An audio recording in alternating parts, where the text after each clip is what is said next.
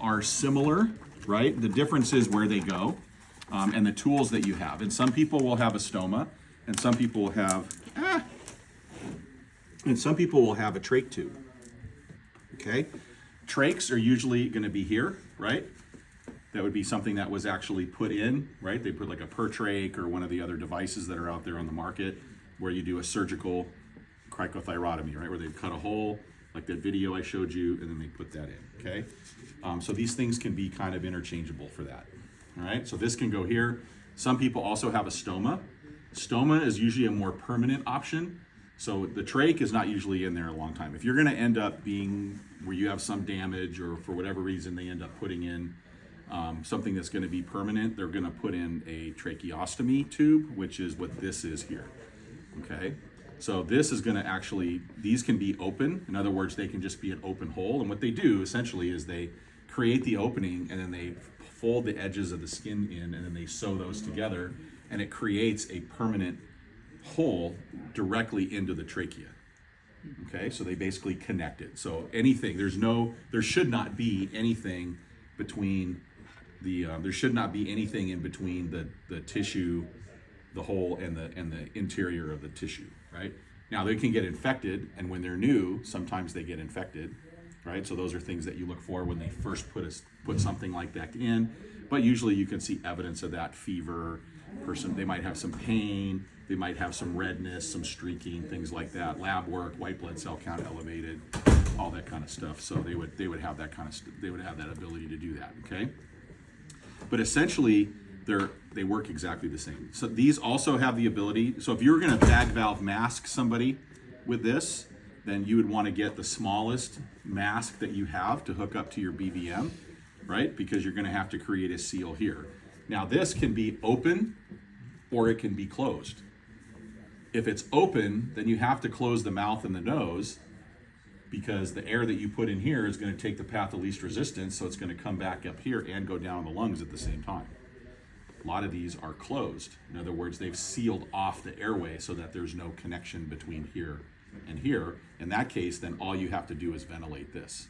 Wait, I'm sorry, can you say it one more time? So this part would be open? Sometimes the trachea is open. It depends on what happens. Cover the mouth. Then you have to close the mouth. So you're going to need somebody to actually pinch the nose and close the mouth while you have somebody holding a seal with a mask and ventilating them at the same time. Will we see that opening right here? You'll know, no. It's all internal. So how would we, my question was, how would you know if they have an opening? If they have something where they kind of cover it up, from the outside, you're not going to know. When you go to ventilate, you're going to hear the air coming out. Okay.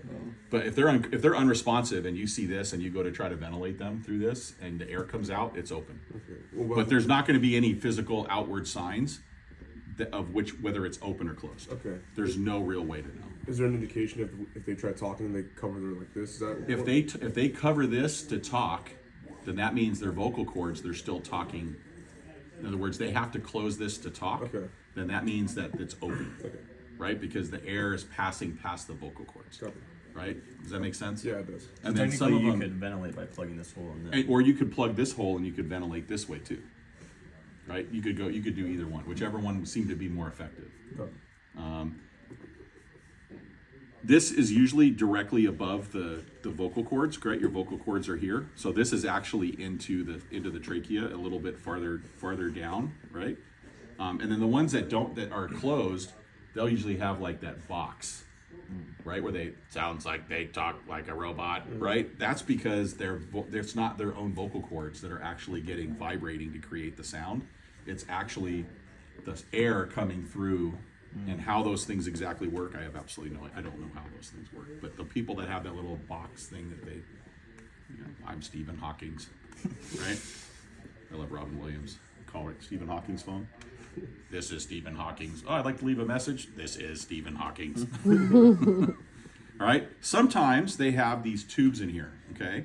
So these tubes are really simple, right? All you have to really do is they just go in and they just kind of go in at an angle. These tubes have what's called an obturator. Okay, so the obturator is also a stylet for these tubes. You don't actually need it to put these in, but it does help. In this case, this one's pretty flat on the bottom, so this is kind of round, so this just kind of helps to facilitate the shape. Okay, and then all these really do is they just basically go in. You want to lube these up, Okay, little lubricant, and then this just goes in. You seat it. You don't have to worry about how far it's supposed to go. That's it. You just tie a little tape here. These you can do a string to tie onto the end of these things. Okay, and then you inflate the cuff. Sometimes the cuffs will tell you how much air is supposed to be inflated. Sometimes they don't. General rule of thumb is just inflate the cuff until pilot balloon is full, and that's all you need. And then you pull out the obturator, and now you basically hook up your BVM to that.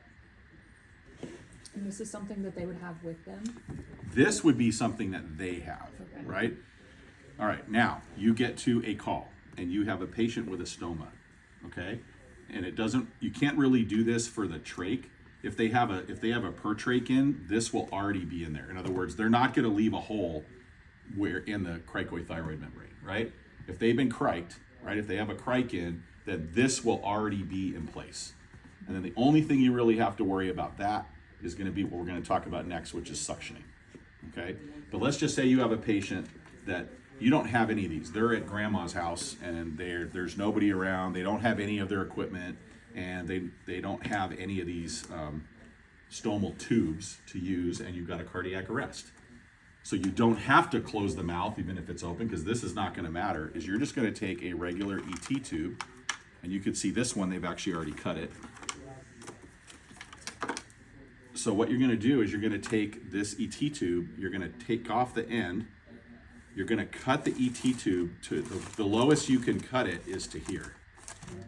Did you see the other end of the tube? Do you see it there somewhere? That's not it there. This? No, that's the other end. I want the other end. the end that should be in here.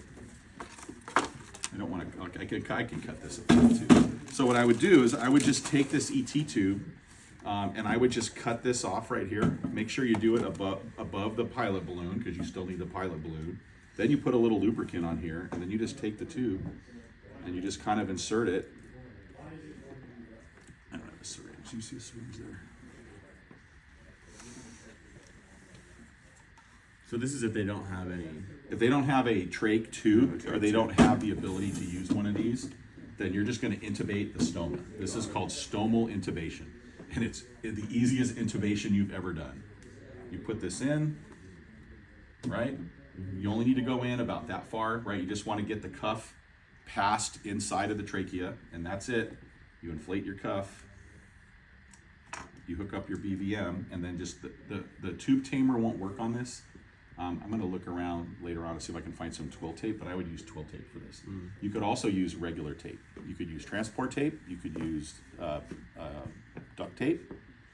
And basically just a couple wraps go around the neck, come over here, a couple wraps on top.